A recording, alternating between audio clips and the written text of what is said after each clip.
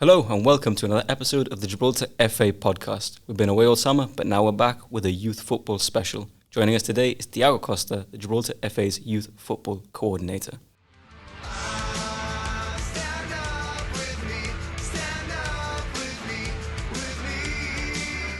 Pastor Tiago, how are you doing? All good, man. I'm a bit disappointed you didn't offer me some water or something, but apart from that, we kind of expected you to bring your own.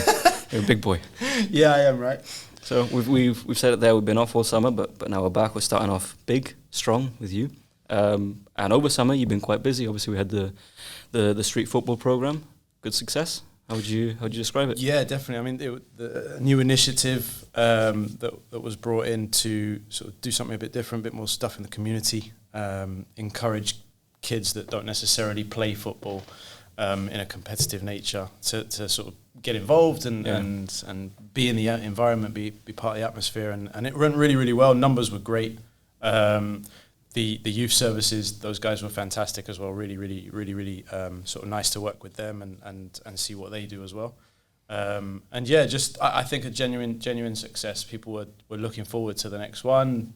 Kids that had come to previous ones kept turning up to the next ones. Yeah. All over Gib, as you guys know. So yeah, really good, and nice to see that the setup work, and hopefully it's something that will now carry on, not just in the summer but throughout the season. Well, we started off obviously at Dolphins, and us as part of the media team, we were there, and to be fair, we were quite surprised with the incredible turnout. Yeah, it was chaos. So many kids that they kept turning up. It was great, and then obviously we did some of the beaches, and like you said, the community they kept coming, the kids kept coming. It was incredible. Obviously, a lot of help from the young coaches as well. So you can talk to us a bit about how many people were involved.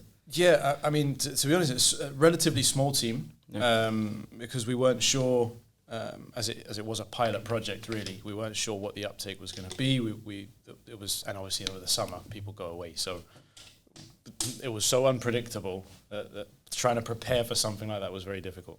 But yeah, the guys that ran it smoothly, perfectly. There were no real hitches, which was really nice to see. But yeah, there was a group of about 6 to 8 coaches on a regular basis at every event. After the first one, I think we brought in an extra couple because the numbers were just ridiculous. I think we had something like 120 kids turn up to the first event at Dolphins, which was nuts. We were expecting 30 if we were lucky.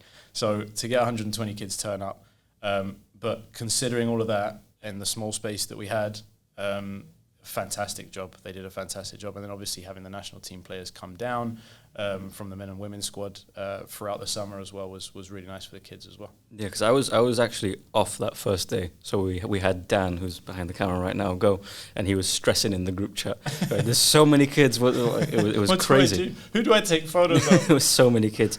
But obviously summer's come to an end. The youth season's underway. But before we touch on the programs, can you tell us a little bit about what you do as a youth football coordinator? Yeah, sure. So I am, if you like, responsible for providing the platform for kids aged 1 through to 18 to play football. In simple terms, it's really that. And then obviously developing and overseeing the programs from the younger age groups, which we, for want of a better term, have control over. And then the club leagues and youth football in general when it comes to club football. So I'm responsible for a team of around 60 coaches, which cover development school and fundamental program. I am responsible for the leagues, for all the club football across from under 10 all the way up to under 18. And I've got other responsibilities in there as well. But we'd be here the whole 20 minutes of the podcast if I went through each of them. So yeah, but that's basically it. It's providing the platform for kids to play football from 1 to 18 years old. Oh, brilliant. And you said the fundamental and development. It started this week, I believe, and there's a bit of a shake-up this year? Yeah, so the last 2 years since I started in the role has been very much a transitional period to try and get to what we're trying to achieve this year. Yeah. It was sort of getting to know the coaching staff, seeing what gaps we had and who we needed to bring in, or the type of coach that we needed to bring in as well. Learning about the kids that we had on our books to see what they needed.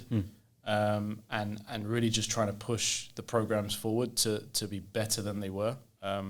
they did need a lot of work, yeah. and they still do. But the restructure that we have this year, I am 100% certain that with the coaching staff that we have now on board, and the sort of the vibe, there's a different type of vibe now. I get what you mean. And everyone's a bit more, they can see where we're trying to go with it. Yeah. So it's a lot more positive, which is great. And yeah, the restructure is really going to help the kids develop more. It's going to help coach development as well, which is obviously a massive part of youth football moving forward.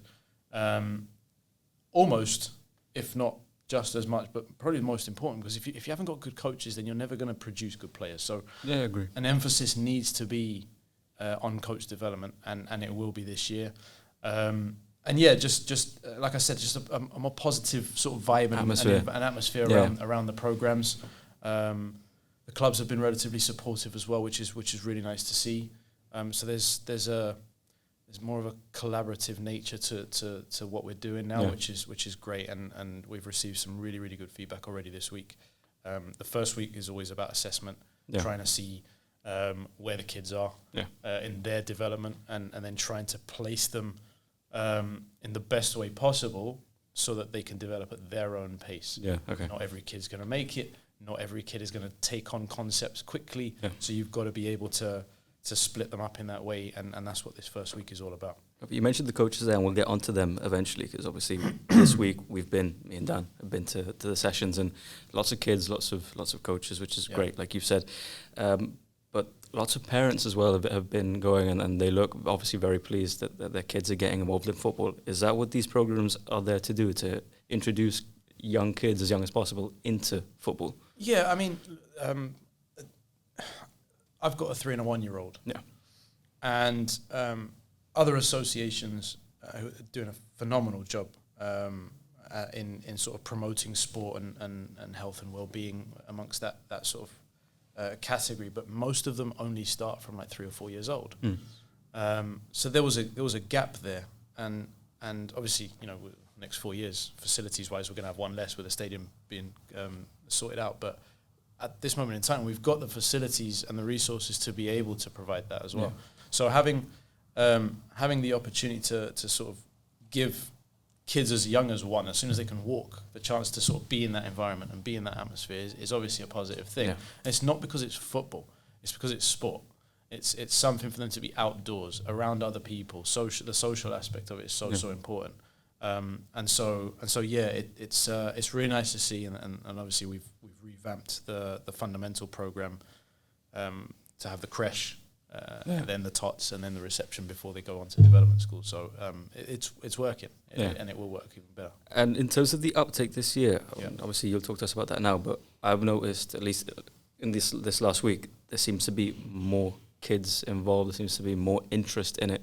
Has that been reflective in the sign-ups? Across development school, yes, but only because we've gone from having 3-year groups last year to having 4. Okay. So it's at this moment in time, it's difficult to see whether the KPIs match up or the numbers match up. But there are a lot more sign-ups in the fundamental program, which is really, really nice to see. There's always a steady increase, but it's obviously going to get to a point where it plateaus because, you know, Gib's tiny. There's only so many kids. Yeah. But yeah, there has been an increase in numbers for sure. What that's down to, we don't know yet. It's too early to tell. But yeah, it's looking very, very good. And the numbers are looking very positive. And if there's any people out there that are watching this for the first time, they're not involved, but they want to, when is it, where is it, how do they sign up? Well, all the information is on our website. So if you go to GibraltarFA.com, click on the youth tab, the only page under there is Fundamentals and Development School. So all the information is on there. But essentially, the creche and the tots, so the youngest one, so the creche is for 1 and 2 year olds. The tots is for kids who are currently at mainstream preschool or nursery. They're from 9 till 10 on a Sunday morning, and that's the only thing that they have for now. Then reception, they train twice a week, so they've got 9 to 10 on a Sunday morning as well, and then they can either come on a Tuesday or a Thursday from 5 till 6, and that's also down on pitch 2 or pitch 1, and then we've got the development school. So the development school, they train on a Tuesday and a Thursday. It depends on their school year what time they come in, and then on Sundays after come the last weekend of September, it will be match day. So it depends on when their matches are going to be. But they'll be experiencing 5-a-side and 7-a-side football. So yeah, it's all there. It's all on the website. I think it's all over social media as well. Yeah, so everywhere. Everyone can check that out. And alternatively, they can always email coach@gibraltarfa.com. Perfect. That brings us nicely onto the youth leagues. Yeah. New season, obviously. Can you talk to us about how that's evolved and how you've had an influence over that? How I've had an influence over that? How I've had an influence? That's an interesting question. There's been a lot of change in the last 2 years. Yeah. It's again been very much a collaborative team effort. I said to the clubs from the very first moment that I started that I'm not a dictator. I don't want to come in and make rules and do that. It's all in the best interest of the development of the kids, according to the nature of Gibraltar. Do you see what I mean? So with such a small pool of players available to us, there had to be some changes to increase the level of competition, to make the leagues more interesting for the kids, to avoid massive results, which are never pleasant for anyone, and no one really learns from them. So there's been a number of changes on that side of things that have led to some very, very interesting matches on the weekend over the last couple of years, where we've seen kids that previously might have struggled really sort of come out of their shells and be able to express themselves on a football pitch, which is great. And yeah, I mean the leagues themselves, we've introduced cups back into the age categories as well, from under 12 up. So under 12 is debuting their Rock Cup this year. Okay. And yeah, just it's been a steady sort of. We couldn't do radical change. We know where we want to get to. Yeah. But you can't change things too radically anywhere, let alone here in Gib. Yeah. And so it was step by step, making sure that we were doing things in a methodical way that it was simple to understand, but also simple to then be able to follow. At the end of the day, confused people do nothing. So that's a good point. Confused people do nothing or the wrong things. Yeah. So we want to try and keep it as simple as possible, but at the same time maximize on what we're able to do with each category. So that we can produce better players. Essentially, that's what we want to do. So it's going in a positive direction, in my opinion. Others may not agree, but that's also fine. But we're moving in a direction that we know where we want to go, and the majority of, if not all of the clubs are on board, and they've been very supportive. To be fair, so it's been a challenging 2 years so far, but I think we've come a long way. You said the shake-up, obviously, it's tried to alleviate these massive results and any dominance. Do you think that will impact how many kids are interested in playing football? Because obviously, at such a young age, if you're getting hammered 12, 13 nil, you lose interest straight away. Do you think making it more even is going to keep more kids interested for longer? Yeah, absolutely. I mean, think about it theoretically. Yeah. No one likes losing. Exactly. But will it eradicate dominance? I hope not. And that might sound weird, but I hope not, because there is football is football. Football is competitive. Even in a friendly game, you walk onto a pitch and you want to win. The whole point of playing a game is to try and win. Yeah, of course. Whether it's football or Monopoly. Do you know what I mean? It's especially Monopoly. Yeah, especially Monopoly. I can get violent though. We want to try and make sure that violence doesn't creep into football, especially with the under 10s. But yeah, so there will always be an element of dominance just because of the small pool size of players that we have, which is fine. But if we can increase the level of competition and bring everyone else up, we don't want to bring anyone down.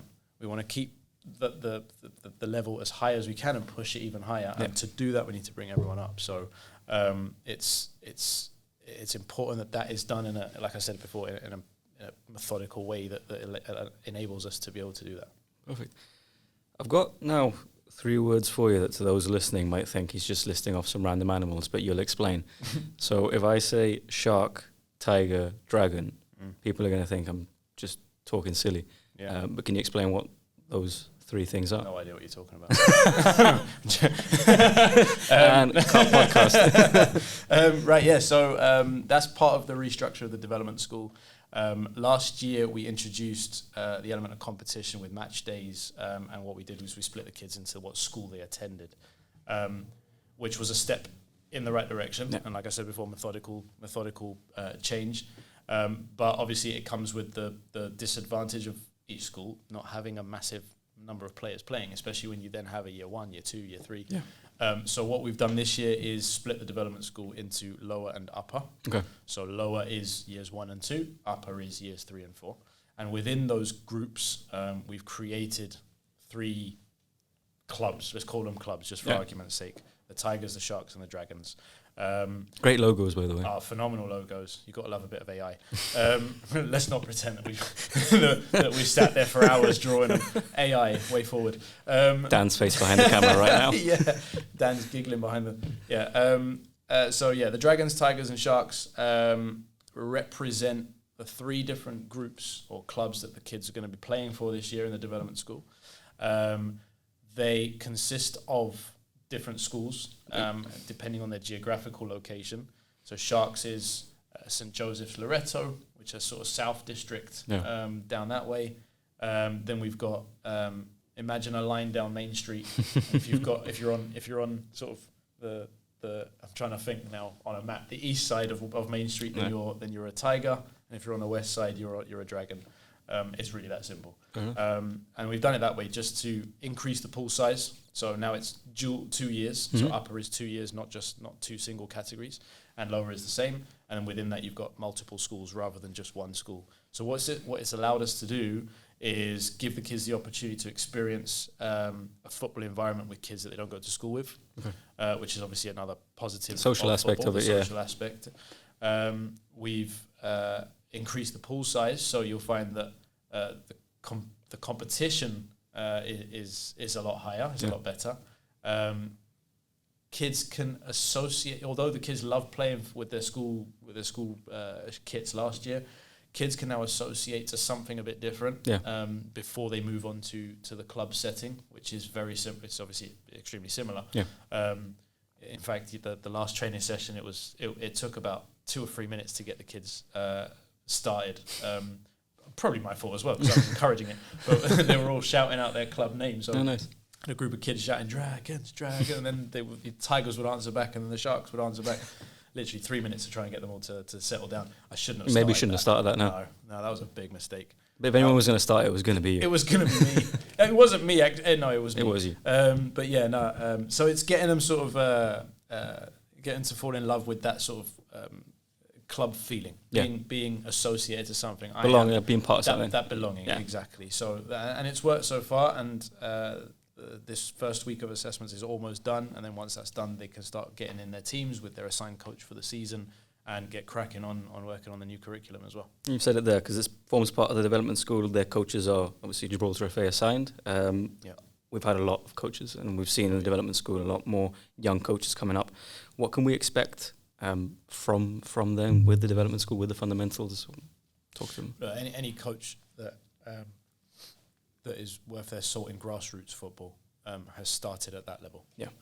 If you can learn to control a group of 3, 4, 5-year-olds, you can coach a senior team. Easier said than done. No, exactly. Kids have their own mind. It's great. You want them to explore. You want them to express it. Yesterday at Dev School difficult. Was interesting. Exactly. It's chaos. It's absolute chaos. But what the coaches have managed to do is have it in an organised fashion. Now, what can we expect from them this year? The coach education path is now solid. Having joined the coaching convention and being able to host our own courses is a massive step forward. It means that we don't have to rely on outside organisations to be able to improve the qualifications of our coaches. So we can get cracking on that straight away. We've also designed our own course that goes side by side with the UEFA courses, which is more on sort of the management side of the game, not so much coaching. So how to manage expectations of the players and the parents, which is obviously a massive part of that sort of category of football. How to be organised, how to actually come across as a coach in a way that's going to get the best out of your players. that stuff's not necessarily taught to you on the UEFA C license or the UEFA B license. So we've designed a coach's corner course, which covers all of that and more. And so that side of thing, like I said before, is so important that we get it right. And there are a lot more resources being thrown at that this year. So coaches are going to experience that, which guaranteed within the next 3 to 4 months, we'll see massive improvement in the levels of coaching, in the level of commitment towards football. I'm hoping that it will encourage more people to get involved in coaching, both male and female. Yeah. There's a massive shortage of female coaches, and we're always looking for the next female coach. So hopefully that will encourage them to do that. But yeah, these guys they work very, very hard. They do care a lot about what they're doing. Otherwise they wouldn't be there. And so add the education path on top of that, and it's a winning formula. And we just need to see how it goes in time. We've also seen that obviously there's a lot of senior men's and senior women's, also youth men's and women's players that are now coaches as well. Do you reckon that gives the kids something to look up to as well when they're being coached by these national team players? Absolutely. I mean, look, they've seen these guys playing at international level at the stadium, or they've seen them on TV, see them all over social media, all over our banners, everything. So having them sort of turn up to sessions or being one of their coaches is huge.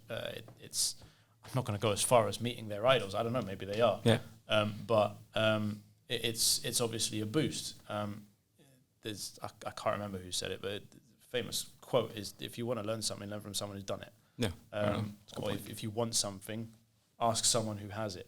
So having these guys... Tiago Costa, 2024.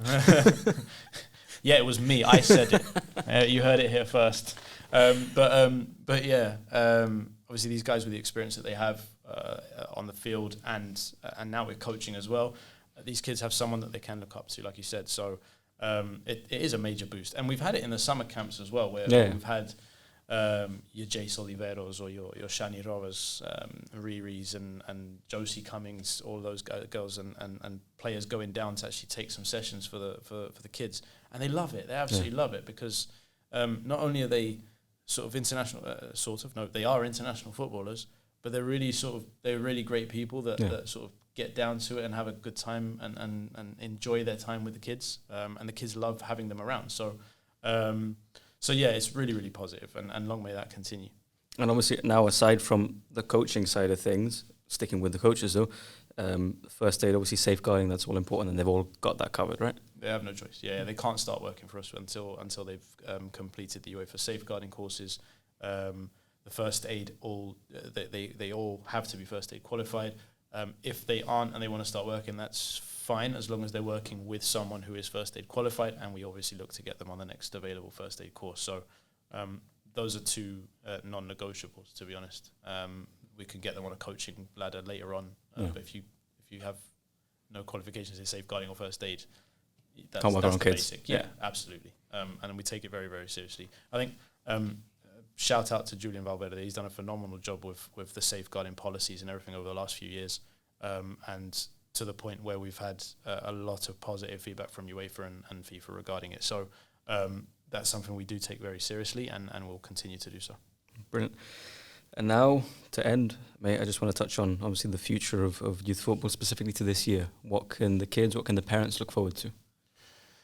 There's a few new programs that we're starting, and some that have obviously expanded. I've already touched upon the development school and the fundamental program, but it's going to be weird, for the next few years. Yeah, because we don't. But yeah, all right. We've got some very exciting projects that are coming up, and I'll briefly touch on those now. But with the stadium being reconstructed, it's going to be a big challenge. Yeah, and that's something that I think is really, really important that we let people know. It's not going to be smooth sailing. Yeah. Things might have to change from week to week. It all depends. We already have very few facilities now. Flexibility is key. Exactly. So the support that we've had so far has been great, but we haven't experienced that change yet. We still have the stadium, and we're still using it for the time being. When that is no longer there, it's going to be challenging. So I think it's really important that, although it's an exciting time ahead, when we have that new stadium, it's going to be phenomenal. It's really important to mention that we're going to need to rely on their patience and support over the next few years, because it is going to be tough. I suppose we've had a taste of that already. Like the Easter camp was at Lathbury, if I'm not mistaken. Some summer camps have been at Europa Point already. Absolutely. So we're get used to that, basically. Exactly. Get used to moving around. Get used to not having one solid base. You might play 1 week in Lathbury, 1 week in Europa Point, 1 week God knows where, I don't know, on the side of the water catchment if we have to. But we'll do our best to get everything done. But it's going to be a challenge. Now, things to look forward to. This year, we're launching a new project, which is called the Football Futures Programme. This is for 13 to 15-year-olds, and what it is, it's giving 13 to 15-year-olds a chance to experience different elements of football. So within football, you've got the player pathway, which is the obvious one, but then you've got coaching, refereeing, analysis, media, like you guys, psychology. There's so many different pathways that people can take to be involved in football. And what the Football Futures program will do, which starts after the midterm in October, it will give up to 10 kids aged 13 to 15 the opportunity to experience a bit of coaching, learn about refereeing, learn about analysis, learn about media and marketing within a football environment. Almost like a work experience type media thing. Marketing being the best part of if you of say all. so. I'll stick with coaching. But no, the program is being headed by the 4 sort of heads of department within the GFA. So myself, Patrick Canepa for the refs, Jake Moreno will be the lead analyst, and Stephen Gonzalez obviously will be overseeing the media and marketing side of things with you guys.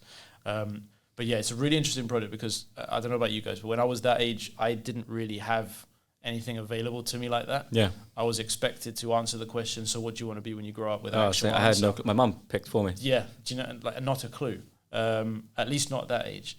And I didn't really have the opportunity to experience different avenues within football. Yeah. And so this idea sort of came to me, and I thought, let's give these kids something else. Let's look for the next best coach. Let's look for the next best ref, the next analyst, the next photographer, videographer. Being replaced already. The next reporter, because the Lord knows we need one. No, you're doing great. Being replaced already. But yeah, we're looking for the next best, the next big talent, and it doesn't have to be just a player. It could be, the next best coach. Yeah. And like I said, so it's a 6-week pilot program. If it runs well, then we'll continue it into 2025 and beyond. But I'm really excited about that, because we've had a fair bit of interest already. So I know it's going to be quite popular. Limited spaces, so any kids that are interested in that, they should keep a lookout on the 30th of September. That's when we open registration for that, and it will go live. And to be fair, that is, honestly a great idea. It's like I said, when I had to pick what I was going to do for the rest of my life, my mum picked for me. She picked this? She picked either this or lawyer. Well done. God knows not smart enough to be a lawyer, so I'm stuck talking to you.